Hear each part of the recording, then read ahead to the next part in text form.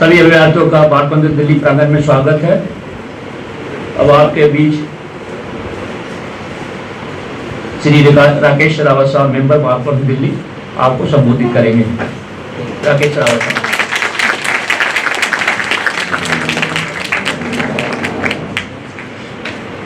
Good afternoon to everyone.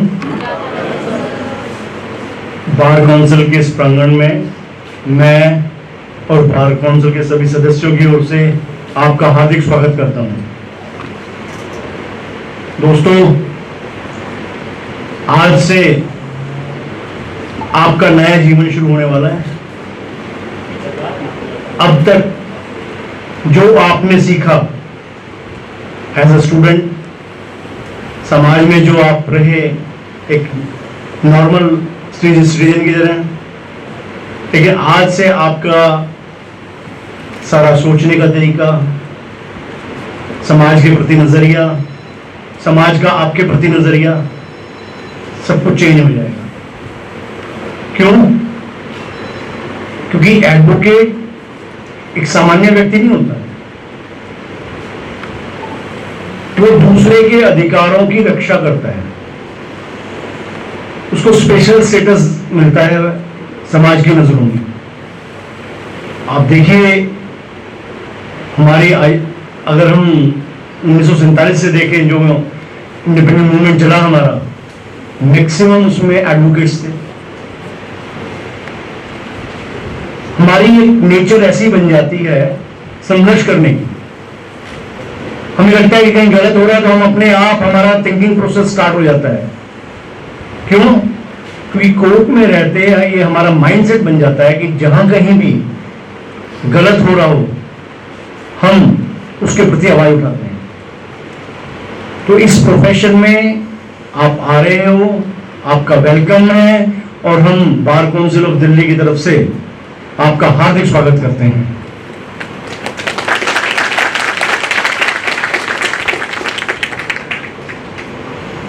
आपको यहां दो कारण से बुलाया गया है। पहले प्रैक्टिस में क्या था कि जिसने लॉ कर ली और एनरोलमेंट फॉर्म भर दिया, उसका राइट था वो एनरोलमेंट लाइसेंस उसको मिलना जरूरी था। और 2022 में ऑनरेबल सुप्रीम कोर्ट ने एक जजमेंट पास किया। वहां पे उन्होंने ऑब्जर्व किया कि प्रोफेशनल, ये लीगल प्रोफेशन है, वो डे बाय डे उसका स्टैंडर्ड गिरता जा रहा है। उसका कारण जो हमारी लॉ की पढ़ाई है, आप सब जानते हैं,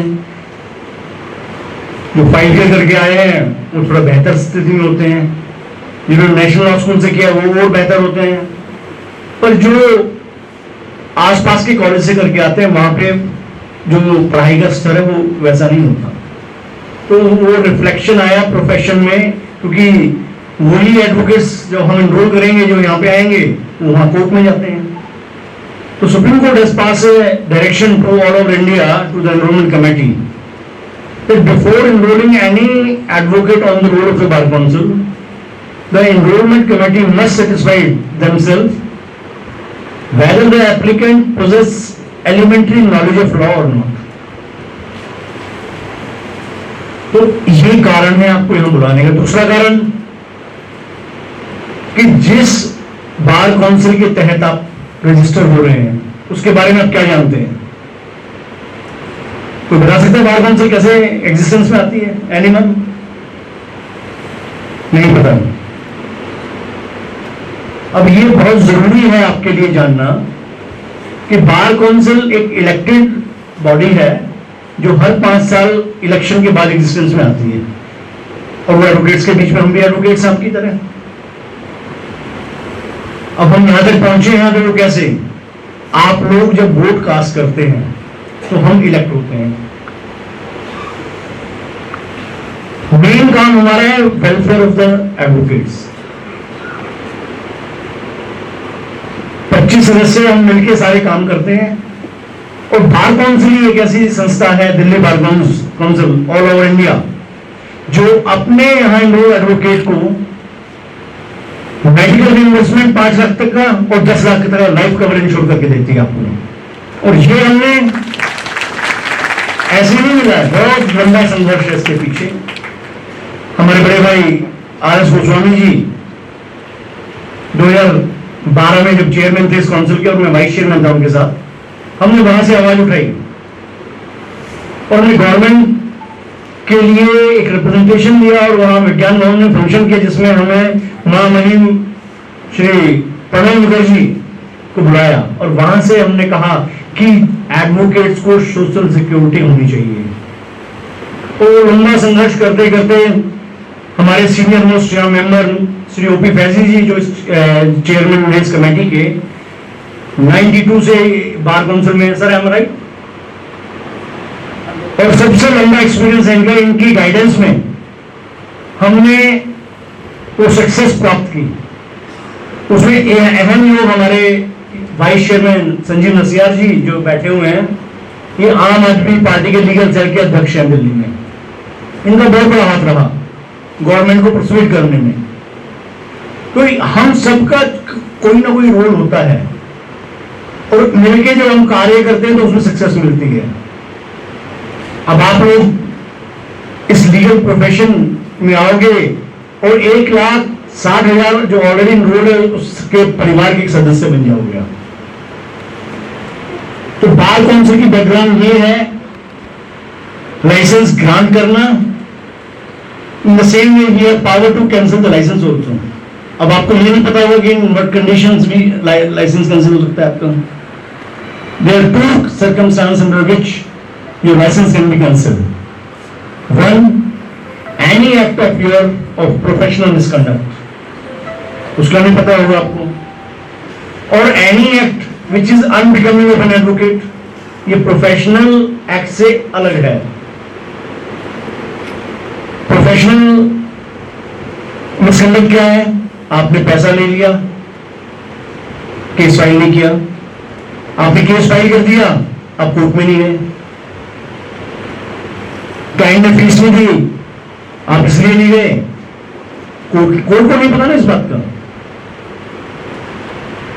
आपने कोर्ट फीस के नाम के पैसे ले लिए, आपने ये कह दिया कि केस की गारंटी आप जीतोगे, यही प्रोफेशनल कंडक्ट दायरे में आता है। आपका काम सिर्फ with your best ability court को लॉ के बारे में और फैक्ट्स के बारे में बताना है, बाकी काम जज का है। अगर आप अपने आप को, क्योंकि ये प्रोफेशन ऐसा है यहाँ के बीसीआई के रूल्स हैं, बैन है, आपने कहीं फेसबुक पे लिख दिया कि मैं इसमें एक्सपर्ट हूं और मैं ये काम कर दूंगा, तो ये सब कुछ बैन है, ये सारा प्रोफेशनल मिसकंडक्ट के दायरे में आता है।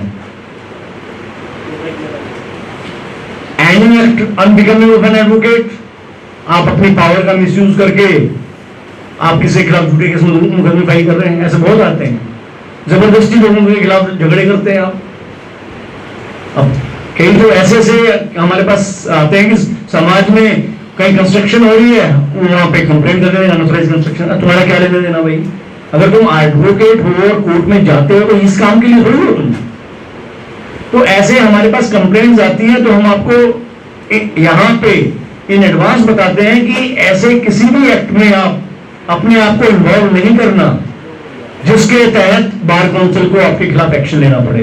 और क्लाइंट इतने स्मार्ट हैं, जब आप उनसे बात करोगे वो सारी बात रिकॉर्डिंग कर लेते हैं, आपने जो भी कहा होगा उसके पेन ड्राइव में कॉपी लगाएंगे और एक पेज पे कंप्लेंट लिख देंगे और हमें मजबूरी में फिर आपके खिलाफ एक्शन लेना पड़ेगा।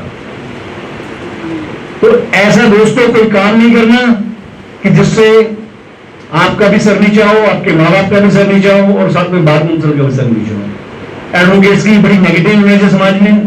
क्यों? अगर मकान नहीं लिया किराए पे तो किराया नहीं देना, लोन ले लिया बैंक से पैसा नहीं देना,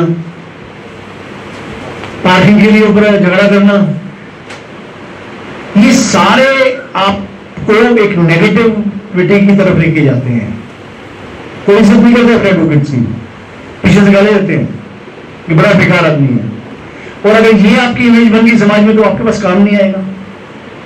काम आपको कौन देगा? आपका जानकार, अड़ोसी पड़ोसी, आपका फ्रेंड सर्कल, आपके रिश्तेदार।